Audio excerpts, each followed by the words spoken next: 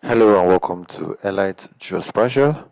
So quickly we are going to use this conversion tool and we're going to convert a raster, which you see now. This is a raster and we're going to convert it. This is actually a rainfall data of 10 years.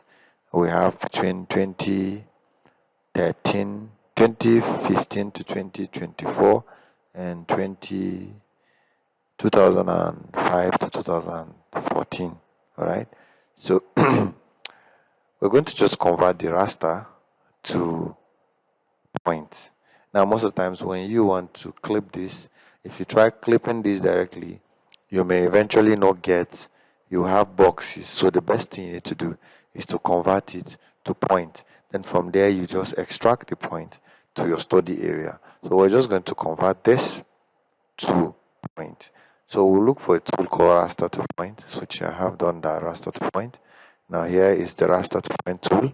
It's a conversion tool. If you want to see where it's coming from, you right click and then you go to locate in catalog. Then you see we have Raster to point under from Raster.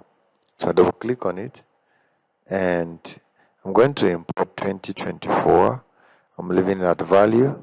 I'm going to go to folder and I'm going to put the year 2024.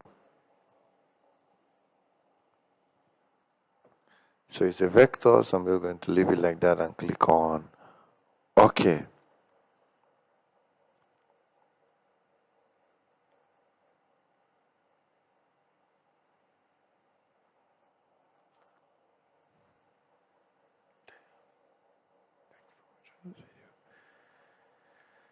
There you have it. You can see that they've converted everything to point. And thank you for watching. I will see you in the next video.